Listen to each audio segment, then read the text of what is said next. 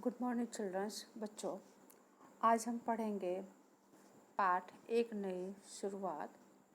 हम लोगों ने वहाँ तक किया था कि मनुष्य के शरीर को तरंगों के माध्यम से एक जगह से दूसरी जगह कैसे ले जाए। बराबर। अब आज हम पढ़ेंगे, आगे पढ़ने जा रहे हैं। देखते यहाँ पर कि माधवन मूर्तिवत प्रोफेसर रमेश की बात सुन रहा था। बराबर। किसकी बात सुन रहा था? रमेश की, प्रोफेसर रमेश की बात सुन रहा था। कौन? माधवन। प्रोफेसर का वक्तव्य जारी, वक्तव्य ने जो बोलते थे वह, यह तो रही बनावट की बात। अब आती है किसी वस्तु को तरंगों के माध्यम से कहीं भेजने। तरंगाने वेव, बराबर, लहर भेजने की बात। तुम्हें तो मालूम ही है कि ऊर्जा कभी नष्ट नहीं होती। ऊर्जा जिसे कहते हैं इंग्लिश में एनर्जी, एनर्जी कभी नष्ट होती नहीं है।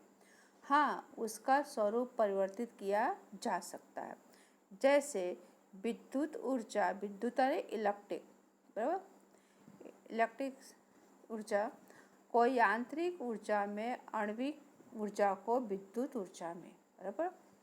तो यहाँ पर कहने के तात्पर्य यह है कि ऊर्जा को हम क्या कहते हैं? एनर्जी कहते हैं। और एनर्जी कभी नष्ट नहीं कर सकते हैं।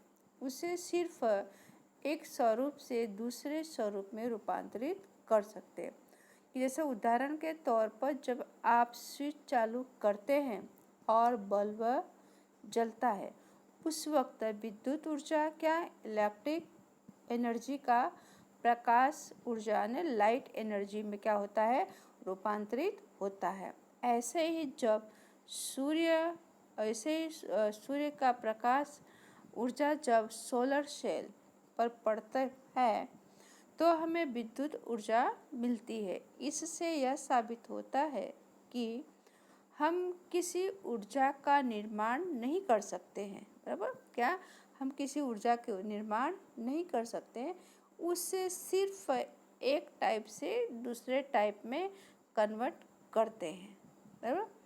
कि जैसे कि यांत्रिक ऊर्जा, बराबर, यांत्रिक ऊर्जा यानी कि पंखा, बराबर, जो पंखा घूमता है, पंखा कैसे घूमता है? यांत्रिक ऊर्जा से, मतलब कि वो घूमता है। फिर यहाँ पर एक शब्द यहाँ पर है कि आणविक, आणविक का जिसे आप बोलते हैं न्यूक्लियर ऊर्जा। बराबर। न्यूक्लियर ऊर्जा उसे कहते हैं न्यूक्लियर ऊर्जा का विद्युत ऊर्जा में। बराबर। क्लियर? तो अब हम आणविक ऊर्जा को उदाहरण के रूप में लेते हैं। यह ऊर्जा यूरेनियम, थोरियम आदि तत्वों को तोड़कर प्राप्त की जाती है। तो ये क्या है? ये छोटे छोटे कण हैं। जैसे कि आप तो देखते हैं कि हाइड्रोजन, बराबर, परमाणु जिसे एटम्स कहते हैं, बराबर, ये सब बड़े हैं और ये सबसे क्या है? यूरेनियम, थोरियम क्या है? उससे छोटे हैं। बराबर। तो यहाँ सब समझते हैं कि हाँ, तोड़कर प्राप्त की जाती है। इस काम के लिए परमाणु रिएक्ट काम में लाए जाते हैं। इससे हम यह आसानी से समझ सकते हैं कि किसी भी वस्तु को उसके मूल तत्व में तोड़ा जा सकता है, और अगर किसी वस्तु को उसके मूल तत्व में विभक्त ने अलग किया जा सकता है, तो उन मूल तत्वों को आपस में जोड़कर उस तत्व को दोबारा भी मूल रूप में प्राप्त किया जा सकता है। यानी कि यहाँ पर कहने का तात्पर्य है कि यूरेनियम और थोरियम के जो परमाणु यानी एटम्स का जो कद, साइज जो होता है वो बड़ा होता है। न्यूक्लियर रिएक्टर में उसे तोड़कर क्या, तोड़कर और फिर वो परमाणु ऊर्जा उसे मिलता है। क्या मिलता है? फिर उससे परमाणु ऊर्जा मिलता है। ओके। फिर आगे देखते हैं यहाँ पर कि नेक्स्ट पैराग्राफ। हाँ, कि हाँ, यह तो माधवन ने, हाँ, कि यह तो माधवन ने उसकी बात का समर्थन किया, ने उसका हाँ में हाँ किया।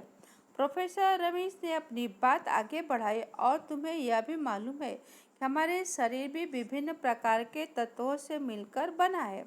हालांकि किसी वस्तु और जीवित प्राणी की संरचना उसकी बनावट में काफ़ी अंतर होता है। लेकिन जब बातें किसी वस्तु के बारे में लागू होता है तो वही बातें जीवित प्राणियों के बारे में भी लागू होता है। अर्थात हम यह कह सकते हैं कि जिस प्रकार किसी वस्तु को उसके मूल तत्वों में विभक्त ने उसको अलग कर दिया, विभक्त और वापस उन तत्वों को जोड़कर उसके मूल रूप में पाया जा सकता है, उसी प्रकार जीवित प्राणी के साथ भी यह प्रक्रिया अपनाई जा सकती है। लेकिन यह दूसरी प्रक्रिया पहले के मुकाबले काफ़ी जटिल और श्रम साध्य है। जटिल यानी कि एक तरह से उलझा हुआ, श्रम साधन एकदम मुश्किल वाला, परिश्रम वाला काम है। कहते हुए प्रोफेसर रसीम ने एक लंबी सांस ली।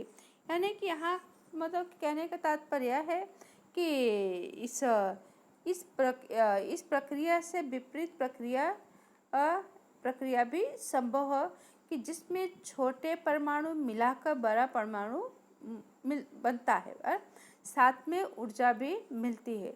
आपकी जानकारी के लिए कि यह प्रक्रिया सूर्य में हर हमेशा होती रहती है, जिसमें हाइड्रोजन परमाणु के मिलाकर हीलियम बनता, क्या बनता है? हीलियम बनता है। आप लोगों को बच्चे ज़्यादा पता होगा साइंस के बारे में। ओके, फिर आगे देखते हैं, बराबर। उसके बाद फिर कहते हैं कि यहाँ पर कि हाँ, प्रोफेसर की बात माधवन सम्मोहन, बराबर, प्रोफेसर की बात सुनकर माधवन सम्मोहन की अवस्था में आ गए। कौन सी अवस्था में आ गए? सम्मोहन की अवस्था में। को उनकी बातें सुनकर थोड़ा सा क्या हुए, मुग्ध हुए, उनकी ओर आकर्षित हुए। एक क्षण के लिए वह कुछ सोच ही न पाए कि प्रोफेसर ने लेक्चर को सुनने के बाद वह प्रसन्नता व्यक्त कर अथवा शंका, लेकिन अगले ही क्षण उसके दिमाग में एक सवाल कौंधा और बोले बिना रह न सका। सर, माना कि यह सारी प्रक्रिया, बराबर, प्रक्रिया ने कि जो वहाँ पर क्रियाएं हो रही, जो क्रियाएं करने के लिए जो साधन वहाँ पर एकत्रित किए गए हैं, सारी प्रक्रियाएं संभव है, पर इससे यह कैसे सिद्ध होता है कि हम किसी भी व्यक्ति को बिना किसी साधन के दूसरे जगह भेज सकते हैं? यानी कि ऐसे कैसे साबित हम कर सकते हैं कि जो क्रियाएं, जो सारी प्रक्रिया हैं, बिना किसी साधन के हम मनुष्य को एक जगह से दूसरी जगह कैसे भेज सकते हैं?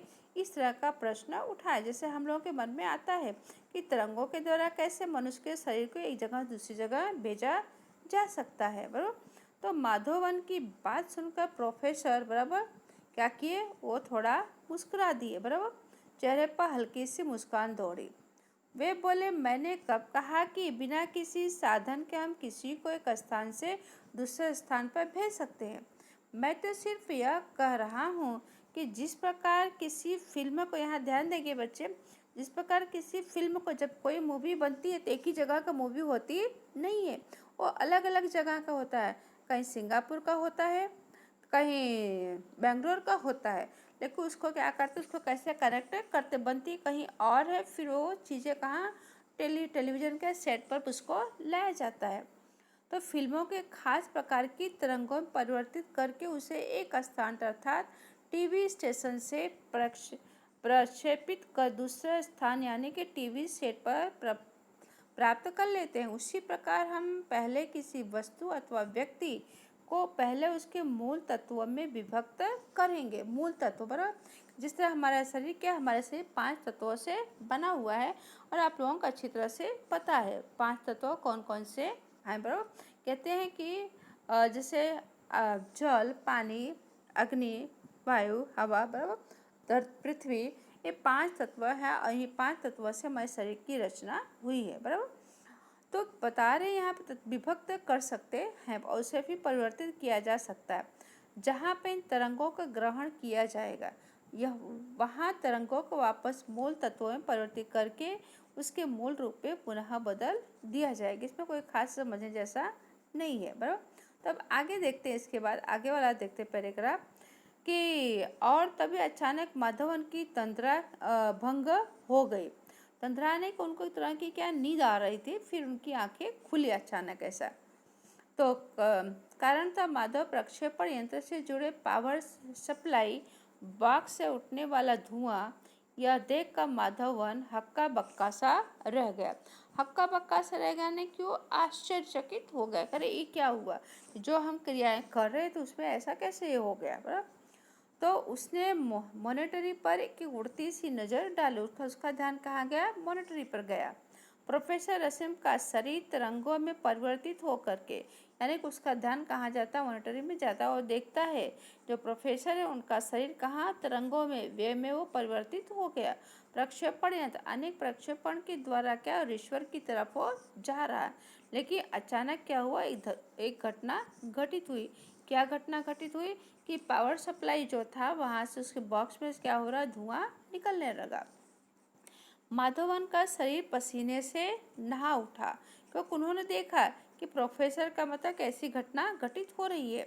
इससे पहले कि वह कुछ करता, कमरे का पावर सप्लाई ऑफ हो गई। बराबर, कि धुआं निकल रहा था और अपने आप क्या हुआ कि वहाँ की जो सप्लाई था, लाइट पावर सप्लाई, वो बंद हो गया। माधवन के हाथ पैर फूल गए। हाथ पैर फुलाने, घबरा जाना, वो घबरा गया। उसकी समझ में नहीं आ रहा था कि वह क्या करे क्या नहीं। उस समय सिर्फ यंत्र की रडार प्रणाली और उसे जुड़ा कंप्यूटर ही काम कर रहा था। क्या काम कर रहा था, रडार प्रणाली और कंप्यूटर से जुड़ा वही काम कर रहा, बाकी कुछ काम कर रहा नहीं था। प्रक्षेपण यंत्र का नियंत्रण कक्ष फेल हो जाने पर तो क्या हुआ कि जो नियंत्रण, जो काबू था वो क्या हुआ, एकाएक वो फेल हो गया, काम में रहा नहीं। प्रोफेसर रसीम का तरंग रूप में परिवर्तित शरीर प्रक्षेपण यंत्र की रिसीविंग प्रणाली के नियंत्रण से बाहर जा चुका था। लेकिन सुकून और शांति की बात यह है कि तरंगों में परिवर्तित प्रोफेसर के शरीर की स्थिति कंप्यूटर पर प्रदर्शित हो रही थी। तो उनका शरीर क्या मानव यंत्र में वो परिवर्तित हो गया था, कंप्यूटर पूरी तरह से वो दिखाई दे रहा था। बराबर, ऐसा जो हुआ है। तो मानव प्रक्षेपण यंत्र की दूसरी इकाई ठप हो गई यानी बंद हो गया। बंद हो जाने के कारण प्रोफेसर रसीम का तरंग स्वरूप यानी लहरे के स्वरूप में अपनी गति खो बैठा। जो उसकी लहरें थी, उसकी जो तेज थी, वो गति क्या हो गई, वो खो दिया। वह हवा के बहाव के साथ प्रयोगशाला के पीछे कि हवा जो चल रही थी उसके साथ साथ क्या हो गया, तो उसकी जो लहरें थी वो पीछे बहने वाली नाले की तरह वो बाहर निकल गया। बाहर क्या था, नाला बह रहा था और वहाँ पर उनका शरीर चला जाता है, यानी कि किसके द्वारा, और वेव के द्वारा, लहरों के द्वारा। बराबर, तो वहाँ पर वो क्या देखते हैं, वहाँ पर उनका जाता है शरीर। तो नाले के किनारे बनी झुग्गी यानी झोपड़ियाँ वहाँ पर छोटे छोटे हैं। तो वो देखता है वहाँ पर कि बाहर काफ़ी चहल पहल है, लोगों का आना जाना है। वहाँ पर अभी अभी शराब पीकर आए दो लोग आपस में गाली गलौज कर रहे हैं। पास में चेचक के दो मरीज लेटे हुए हैं। उनसे थोड़ी दूर पर बैठे बच्चे खाना खाने की जिद कर रहे हैं। उनकी माँ पास में जल रहे चूल्हे की गीली लकड़ियों से जूझते हुए अपने बच्चे को बुरी तरह से डांट रही है। जबकि प्रयोगशाला के लेबोरेटरी के बाहर से तरंगे नाले की तरफ जाते हैं, तो वहाँ पर उनका जो तरंगे हैं, शरीर की जो तरंगे माने जाते जो प्रक्षेपण है, वहाँ पर क्या देखते हैं कि वहाँ पर नाले के किनारे किनारे टूटी फूटी झोपड़ियाँ हैं और लोगों का वहाँ पर आना जाना है। कुछ लोग शराब पीकर गाली गलौज कर रहे हैं और कुछ मरीज चेचक के उनके बीमार हैं तो वहाँ लेटे हुए हैं। और छोटे बच्चे जो है वह खाने की जिद कर रहे हैं। उनकी माँ जो है गीली लकड़ियाँ पूरी तरह से गीली हैं, उन गीली लकड़ियों को वो चूल्हे में जलाती, लेकिन लकड़ियाँ वो जलती नहीं है। और बच्चे क्या भूख के मारे परेशान, लेकिन बीच बीच में माँ उनको क्या करती है, डांटती है। तो ये सब लेखक का जो शरीर वहाँ पर किसमें गया है, तरंगों के माध्यम से वहाँ पर वो सब वो देखते हैं। बराबर, और फिर उसके बाद फिर यहाँ पर अब शरीर तो कहाँ, प्रयोगशाला के पीछे से मानव प्रक्षेपण पीछे हवा के द्वारा निकल गया, लेकिन कमरे में कौन है, कमरे में यहाँ पर माधवन। उधर माधवन की दशा देखने लायक थी। उसका दिमाग काम नहीं कर रहा था। कभी वो फायर ब्रिगेड वाले को फ़ोन कर रहा था, कभी बिजली के मिस्त्री को, और कभी अपने आप से बातें करने लगा।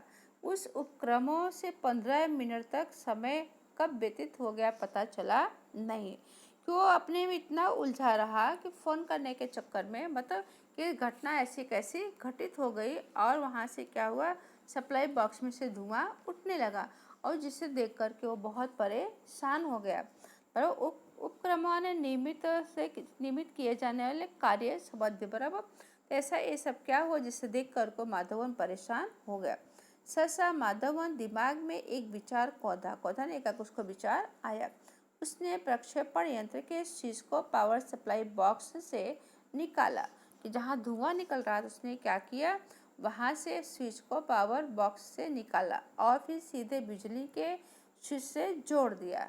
बराबर, प्रक्षेपण यंत्र से निकाल दिया। जो मानव का शरीर था, मनुष्य का शरीर, जो क्या एक मशीन के द्वारा वो दूसरी जगह से दूसरी जगह उसको भेज रहे थे और वहाँ से निकाल करके कहाँ पावर सप्लाई में उसको लगाया, बिजली से, हाँ, बिजली के स्विच से जोड़ा। देखते देखते कमरा रोशनी से भर गया। बराबर, कमरे में एकाएक क्या हुआ, लाइट होने लगा। मानव प्रक्षेपण यंत्र फिर से सक्रिय हो गया और फिर जो मनुष्य के शरीर को एक जगह दूसरी जगह भेजने का जो कार्य कर रहे थे, फिर से क्या हुआ, फिर उसे वो मतलब कार्यक्रम शुरू हो गया। संयोग की बात यह है कि प्रोफेसर का शरीर अभी भी नियंत्रण कक्ष की सीमा में ही है, यानी कि कहाँ जहाँ काम कर रहे थे वहीं पर उनका शरीर है। मशीन की कार्यप्रणाली ऑन होते ही तरंगे रिसीवर की ओर घूम गई। जैसे ही क्या किया, जैसे मतलब कि मशीन की और जैसे स्विच को चालू किया तो वैसे ही क्या हुआ कि सारा रिसीवर सब कुछ काम करने लगा, बंद हुआ नहीं था। कुछ ही क्षण में तरंगे प्रक्षेपण यंत्र द्वारा रिसीवर कर ली गई और उसकी कार्यप्रणाली प्रणाली पुनः तरंगों का अपने मूल स्वरूप में परिवर्तित करने लगी। माधवन जल्दी से रिसीवर के चेम्बर के पास पहुंचा और उसमें लगे बटन को क्या किया, दबाने लगा। कि ये सब क्या हुआ है वो जानने की कोशिश करने लगा। कौन? माधवन। ओके, चंद क्षणों का अंतराल ने थोड़ी दूरी पर बराबर के पश्चात ईश्वर ने सारी प्रक्रिया सफलतापूर्वक संपन्न कर लेने का संकेत दिया। यानी कि जो ईश्वर ने क्या किया कि सारी प्रक्रिया सब कुछ ठीक ठाक हो रही है, ऐसा उसने संकेत किया, नहीं वहाँ पर ऐसा गोल गोल घूमने लगा। उसी क्षण ईश्वर के चैम्बर में हलचल हुई और प्रोफेसर रमेश बाहर आ गए। माधवन अपनी उत्तेजना को संभाल नहीं सका। वह लपक कर प्रोफेसर के पास पहुंचा, उन्हें अपनी बाहों में भींच लिया। बाहों में भींच लेना ने उसे गले लगा लिया, आलिंगन करना पड़ा। लेकिन अगले ही क्षण प्रोफेसर का अच्छे शरीर माधवन की बाहों में था। माधवन ने प्रोफेसर को बगल के कमरे में लिटा दिया, यानी कि जो प्रोफेसर का जो शरीर था उनके बस में नहीं था, अचेत यानी चेतन अवस्था में नहीं था। और बिना कुछ समय गंवाए डॉक्टर को बुलाने के लिए फ़ोन मिलाने लगा। डॉक्टर के आते प्रोफेसर का चेकअप किया। उन्होंने प्रोफेसर रसीम को इंजेक्शन लगाया और फिर दिशा निर्देश देकर चले गए। दिशा निर्देश यानी उनको दवाइयाँ दी और बोला कि समय समय से दवाइयाँ इनको देते रहना। फिर डॉक्टर फिर वहाँ से चले गए। लगभग आधे घंटे बाद भी रसीम को होश आया। यह देखकर माधवन की जान में जान आई। वह बोला, बधाई हो सर, आपका प्रयोग, यानी कि माधवन को उनके किए हुए प्रयोग पर एक तरह की हंसी भी आ रही थी और वहाँ पर प्रोफेसर की क्या तबीयत बिगड़ गई। फिर देखा डॉक्टर को बुलाना पड़ा। फिर उसके बाद कि बच्चों जो घटनाएं हैं ये सब काल्पनिक घटनाएं, इमेजिंग ऐसा किया गया। ओके, प्रोफेसर रमेश के मस्तिष्क में काफ़ी उथल पुथल मची हुई थी। एक और भी उनकी वर्षों की मेहनत, उनका महान आविष्कार नहीं, खोज नया रिसर्च, जो उन्हें भारतवर्ष ही नहीं संपूर्ण विश्व में प्रसिद्धि दिलाने वाला था। दूसरी ओर था उनका कुछ क्षणों का यह अनुभव, जिससे वे अपनी थोड़ी देर पहले ही 2-4 हुए थे। बराबर, क्या हुए थे? 2-4 हुए थे, यानी कि थोड़ा बहुत उनको वहाँ से जानकारी प्राप्त हो गई थी कि ऐसा कुछ होने वाला है। जान गए थे उसके बारे में कि यानी कि सामना होना, 2-4 होना नहीं, उसका सामना होना। ओके, नाले के सड़क मारते पानी के किनारे बजबजाते हुए मानवीयता ने उन्हें हिलाकर रख दिया। उन्हें अपना संपूर्ण व्यक्तित्व खोखला नजर आने लगा। तब एकाएक उनका ध्यान जाता है, दो चार लोगों से उनकी मुलाकात होती है, उनका ध्यान जाता है कि नाले के बाहर जो पानी है, पानी की बदबू क्या है, चारों तरफ फैली हुई है। तब वो मानवीयता को, इंसानियत को क्या किया, उसकी बदबू ने, इसकी गंदगी ने हिला करके रख दिया। तब लेखक को एहसास हुआ कि जो मैं प्रयोग कर रहा था वो प्रयोग भी मेरा कैसा है, मेरा व्यक्तित्व भी कैसा है, खोखला नजर आ रहा है, उसमें से कुछ प्राप्त हो पाया नहीं। और ठीक उसी क्षण माधवन की बात उनके कानों तक पहुंची। उन्होंने रसीम की बात बीच में काट दी। प्रयोग कैसा प्रयोग? अभी तो मुझे अपना काम शुरू करना है। क्या जब उनको होश आ जाता प्रोफेसर को, तो माधव कहते हैं कि भाई प्रयोग कैसा प्रयोग? तो प्रोफेसर कहते हैं कैसा प्रयोग? मुझे बहुत सारा काम करना है। कौन सा काम? कि इस देश के लाखों नागरिकों को कुपोषण यानी कि जिनको भरपूर मात्रा में शरीर के लिए जो आवश्यक, जो संतुलित जो आहार लेना चाहिए, वो संतुलित आहार समय से नहीं लेने से शरीर में क्या होता है, शरीर के सारे तत्व मतलब कि सारे तत्व न मिलने से शरीर कमज़ोर हो जाता है, और जिसकी वजह से शरीर में छोटे छोटे से क्या बीमारियां प्रवेश करने लग जाते हैं। तो माधवन कहते हैं कि मुझे तभी क्या करना, मुझे तभी बहुत देश के नागरिकों के लिए मुझे कुपोषण से बचाना है। उनके जीवन की न्यूनतम सुविधा ने कि जो सबसे मतलब सबसे कम छोटे छोटे जो सुविधाएं जो हैं, उनको जो चाहिए, खाना है, कपड़ा है, उनकी खेलने कूदने के बच्चों की जो चीज़ें, वो सुविधाएं क्या करना, उपलब्ध करवानी, उन तक वो सुविधा मुझे पहुंचाना है। यह बहुत बड़ा काम है। अभी तो इसकी शुरुआत होनी ही बाकी, शेष आने बाकी है। अब इसकी शुरुआत हो पाई नहीं। कौन सी शुरुआत? नागरिकों को जो कुपोषण है उनसे बचाना है, और उनकी जो छोटी छोटी जो सुविधाएं हैं, उन सुविधाओं को भी क्या करना, उपलब्ध कराना है। अब ये सब काम बाकी है। कहते हुए प्रोफेसर रसीम खड़े हुए और कमरे से बाहर निकल गए। बराबर, उनको क्या कार्य करना, वो कार्य के बारे में उन्होंने माधवन को बताया, फिर वहाँ से चले गए। माधवन हैरान परेशान उनके पीछे भागा, और वह यह समझ भी कैसे सकता कि इस दुर्घटना के दौरान प्रोफेसर रसीम पर क्या बीती होगी, और किन हालात में इतना बड़ा फैसला लेने से सक्षम हुए। क्यों? माधवन सोचने लगा कितनी बड़ी घटना घटित हुई है, और इस घटना से कैसे वो बचे होंगे, बराबर, और उनके मन पर क्या बीत रहा होगा, जिसकी वजह से यहाँ से प्रोफेसर चले जाते हैं। यानी कि शॉर्ट में कहने का तात्पर्य है कि मनुष्य के शरीर को एक जगह से दूसरी जगह तरंगों के माध्यम से कैसे ले जाया जाएगा, उसके ऊपर यहाँ चर्चा की गई है। बराबर, और बच्चों जहाँ भी समझ में नहीं आए आप पूछ सकते हैं। बराबर, अब यहाँ पर हमारे पाठ की चर्चा समाप्त हुई है, और आने वाले समय में इस पाठ के प्रश्नों की चर्चा करेंगे। बराबर, और आप लोग को शब्दार्थ लिख कर भेजूँगी, मुहावरे उसको अपनी कॉपी में सुंदर अक्षरों में लिख डालिए। थैंक यू, धन्यवाद।